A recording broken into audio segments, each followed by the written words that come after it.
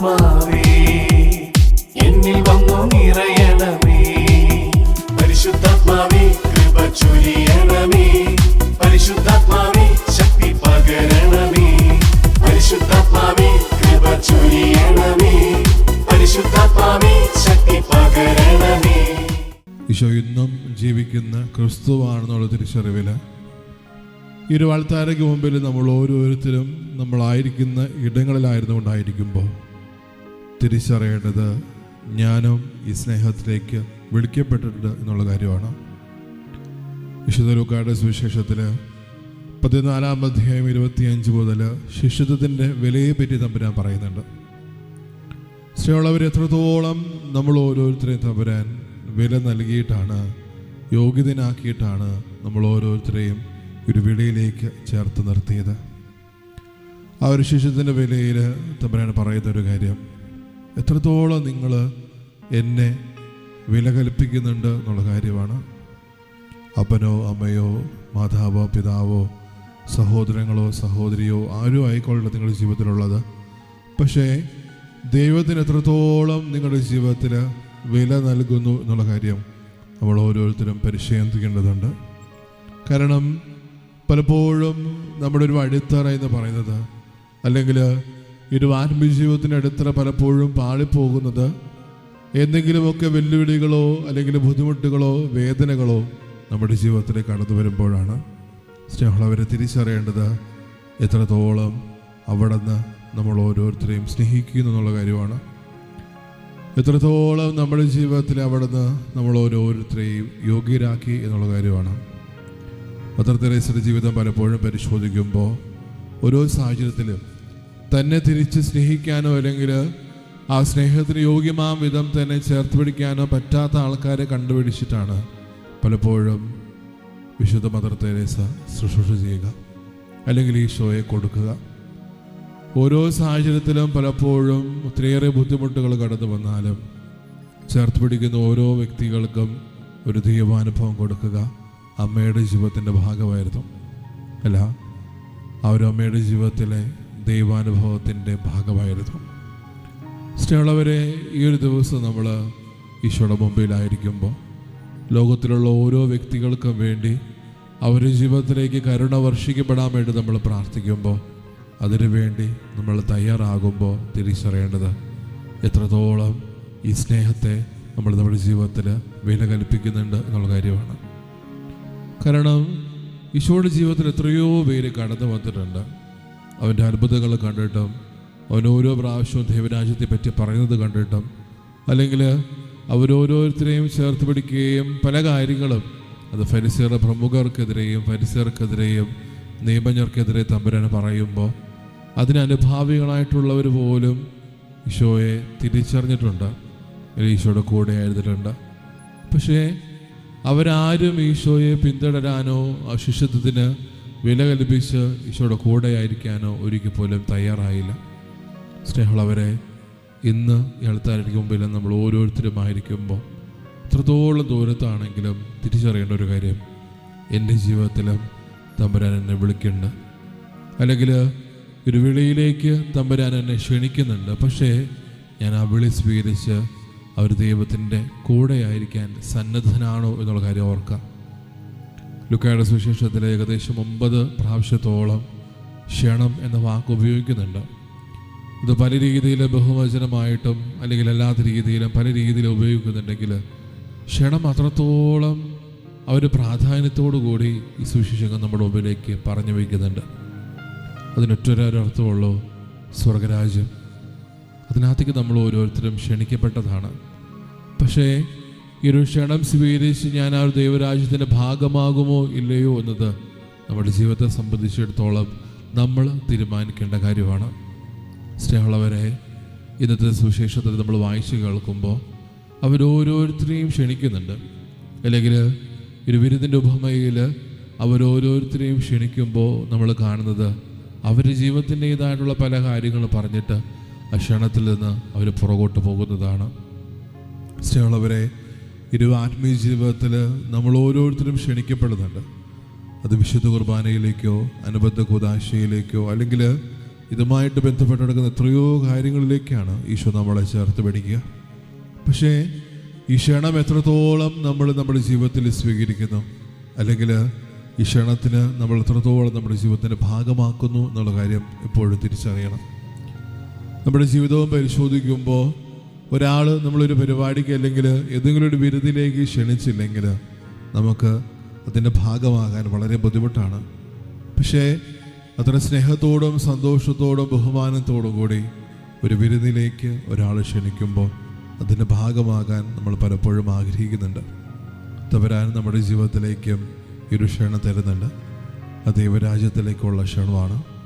പലപ്പോഴും സ്വർഗരാജ്യം എന്താണെന്ന് ചോദിക്കുമ്പോൾ അത് നമ്മുടെ ജീവിതത്തിന് തീരുമാനമാണെന്ന് മാത്രം നമ്മൾ പറയുമ്പോൾ എപ്പോഴും ഓർക്കുന്ന ഒരു കാര്യം, ഈ ക്ഷണം എൻ്റെ ജീവിതത്തിൽ എനിക്ക് പൂർത്തീകരിക്കാൻ പറ്റുന്നുണ്ടോ, അല്ലെങ്കിൽ ഈ ഒരു ക്ഷണം എൻ്റെ ജീവിതത്തിലേക്ക് എനിക്ക് ഏറ്റെടുക്കാൻ പറ്റുന്നുണ്ടോ എന്നുള്ള കാര്യം നമ്മൾ ഓരോരുത്തരും ഓർക്കണം. അത്രത്തോളം തമ്പുരാൻ ഈ ക്ഷണത്തിന് വില കൽപ്പിക്കുന്നുണ്ട്. ഈ ശിഷ്യത്തിലേക്കുള്ള ഒരു ക്ഷണത്തിലേക്ക്, അവിടുത്തെ സ്വർഗരാജ്യത്തിലേക്കുള്ള ക്ഷണത്തിലേക്ക് നമ്മൾ ഓരോരുത്തരെയും അവിടെ നിന്ന് ചേർത്ത് പിടിക്കുന്നുണ്ട്. വരെ ഒരു 9 പ്രാവശ്യവും ഈശോ നമ്മൾ ഓരോരുത്തരെയും ക്ഷണിക്കുന്നു എന്ന് പറയുന്നതിനപ്പുറത്തോട്ട് ഒരിടത്ത് മാത്രം ഈ ക്ഷണം നമ്മളെപ്പോഴും പരിശോധിക്കാൻ തമ്പുരാൻ ആഹ്വാനം ചെയ്യുന്നുണ്ട്. അത് ഈ വിരുന്നിൻ്റെ ഉപമയിലാണ്. ആ ഒരു കാലഘട്ടത്തിൽ ഒരു വിരുന്നെന്ന് പറയുന്നതും അല്ലെങ്കിൽ ഒരു ആഘോഷം എന്ന് പറയുന്നതും പലപ്പോഴും അത് സംഭവിക്കാത്തൊരു കാര്യമാണ്. ഒരാൾ ഒരു വിരുന്ന് സംഘടിപ്പിക്കുമ്പോൾ അതൊരു നാടിൻ്റെയും അല്ലെങ്കിൽ ഒരു ഭാഗത്തിൻ്റെയും ആഘോഷമായിട്ട് മാറുന്നുണ്ട്.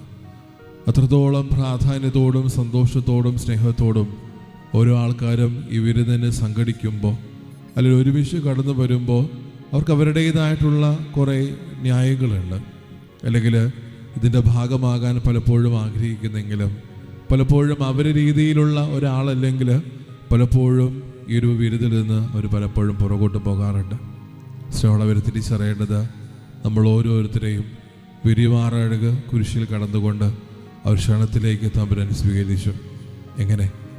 നമുക്ക് വേണ്ടി പീഡകളും വേദനകളും സഹനങ്ങളും അപമാനങ്ങളും ഏറ്റുവാങ്ങിയിട്ട് ഒരു ക്ഷണത്തിൽ നമ്മൾ ഓരോരുത്തരെയും യോഗ്യരാക്കിയില്ലെങ്കിൽ, അല്ലെങ്കിൽ യോഗ്യരാക്കി നമ്മൾ ഓരോരുത്തരെയും ചേർത്ത് പിടിക്കാൻ അവിടുന്ന് ആഗ്രഹിക്കുമ്പോൾ പലപ്പോഴും നമ്മുടെ മനോഭാവം അതിൻ്റെ ഭാഗമാകണ്ട എന്നതാണ്. സ്നേഹമുള്ളവരെ, ഈ ക്ഷണത്തിലേക്ക് തമ്പുരാൻ നമ്മളെ ചേർത്ത് പിടിക്കുമ്പോൾ, ഈ ക്ഷണത്തിലേക്ക് തമ്പുരാൻ നമ്മൾ ഓരോരുത്തരെയും സ്വാഗതം ചെയ്യുമ്പോൾ അതിൻ്റെ ഭാഗമാകാൻ നമ്മളും ആഗ്രഹിക്കുന്നില്ലേ? സ്നേഹമുള്ളവരെ, വിശുദ്ധ കുർബാന നമ്മൾ ഓരോരുത്തരെയും ക്ഷണിക്കുന്നുണ്ട്. അത് അവിടുത്തെ കൂടെ ആകാൻ വേണ്ടിയിട്ടാണ്.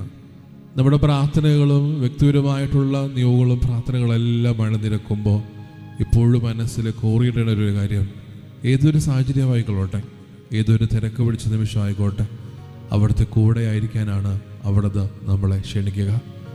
അല്ലെങ്കിൽ അവൻ്റെ കൂടെ ആയിരിക്കാനും അവൻ പറയുന്ന ഓരോ കാര്യങ്ങളും ശ്രദ്ധിച്ച് നമ്മുടെ ജീവിതത്തിലേക്ക് പ്രാവർത്തികമാക്കാനാണ് അവിടുന്ന് നമ്മൾ ഓരോരുത്തരെയും ക്ഷണിക്കുക. പക്ഷേ ഈ ഒരു വചനം എത്രത്തോളം നമ്മുടെ ജീവിതത്തിൽ ഏറ്റെടുക്കാൻ പറ്റുന്നു എന്നുള്ള കാര്യം പലപ്പോഴും അതൊരു ചോദ്യചിഹ്നമാണ്. ഈശോയുടെ മുമ്പിൽ നമ്മൾ ഓരോരുത്തരുമായിരിക്കുമ്പോൾ നമ്മുടെ പ്രാർത്ഥനകളും നിയോഗങ്ങളും അർത്ഥനകളും ഹൃദയാഭിലാഷങ്ങളും സ്വപ്നങ്ങളും എല്ലാം ചേർത്ത് വയ്ക്കുമ്പോൾ തിരിച്ചറിയേണ്ടത് ഇത് എത്രത്തോളം എൻ്റെ ജീവിതത്തിൽ പ്രിയങ്കരമാണ്. സ്നേഹമുള്ളവരെ, ശിഷ്യത്തിൻ്റെ വിലയെപ്പറ്റി തമ്പുരാൻ പറയുമ്പോൾ ഇപ്പോഴും ആവർത്തിക്കുന്നൊരു കാര്യമുണ്ട്. ഈ ഭൂമിയിലുള്ള ഒന്നും അത് സുസ്ഥിരമല്ല. പലപ്പോഴും സ്നേഹം പോലും അത് നമ്മുടെ മാതാവിൻ്റെയോ പിതാവിൻ്റെയോ സഹോദരങ്ങളുടെയോ ആയിരുന്നാൽ പോലും അത് പലപ്പോഴും ഉറകെട്ടു പോകുന്നത് പോലെ, അല്ലെങ്കിൽ നമ്മുടെ ജീവിതത്തിൽ വേർപെടുത്തുന്നത് പോലെ പലപ്പോഴും ആ നിമിഷത്തിൽ നിന്ന് നമ്മൾ പുറത്തോട്ട് വരുന്ന അവസ്ഥകൾ നമ്മുടെ ജീവിതത്തിൽ ആവർത്തിക്കുന്നുണ്ട്. ഇന്ന് ഈശോയുടെ മുമ്പിലായിരിക്കുമ്പോൾ നമ്മുടെ സർവവും സമർപ്പിച്ചുകൊണ്ട് അവിടുത്തെ കൂടെയായിരിക്കാൻ നമ്മൾ ഓരോരുത്തരും ആഹ്വാനം ചെയ്യുമ്പോൾ തിരിച്ചറിയേണ്ടത് എത്രത്തോളം ഈ സ്നേഹം എന്നെ പൊതിഞ്ഞു പിടിക്കുന്നുണ്ട് എന്നുള്ള കാര്യമാണ്. വിലാപമുള്ള പുസ്തകത്തിൽ പരിശോധിക്കുമ്പോൾ അവിടുത്തെ സ്നേഹം അനന്തമാണ് എന്ന് ആവർത്തിക്കുന്നുണ്ട്. അതൊരിക്കൽ പോലും അസ്തമിക്കുന്നില്ല. സ്നേഹമുള്ളവരെ, ഇത് ഈശോയുടെ മുമ്പിലായിരിക്കുമ്പോൾ എത്രയോ പേര് എന്നെ സ്നേഹിച്ചു എന്നതല്ല, അതിനപ്പുറത്തോട്ട് എന്നെ സ്നേഹിക്കുന്ന തമ്പുരാൻ്റെ സ്നേഹം എനിക്ക് മനസ്സിലാകുന്നുണ്ടോ, അല്ലെങ്കിൽ അതൊരു അനുഭവമായിട്ട് എൻ്റെ ജീവിതത്തിലേക്ക് മാറുന്നുണ്ടോ എന്നുള്ള കാര്യം നമ്മളെപ്പോഴും ഓർക്കണം. സ്നേഹമുള്ളവരെ, ഈശോ എന്നും നമ്മുടെ കൂടെയുണ്ട്. തൂവെള്ള ഓസ്തിയോളം ചെറുതായി നമ്മുടെ ഓരോരുത്തരുടെയും ജീവിതമാകാൻ, ഭാഗമാകാൻ അവിടുന്ന് ആഗ്രഹിച്ചിരുന്നു.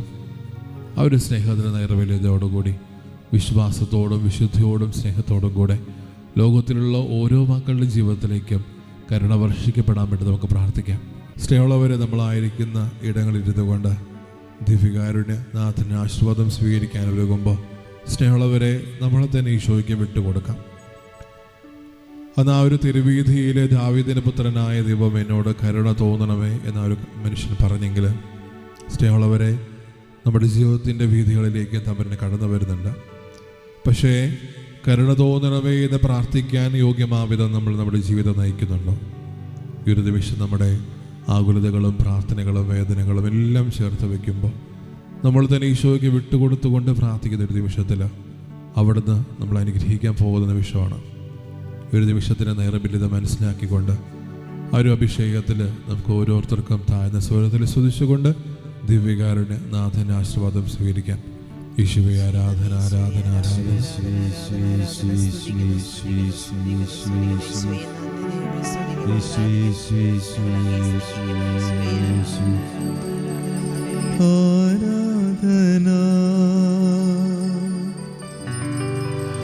ആരാധന ആരാധന യേശുനാഥ. പരിശുദ്ധ പരമ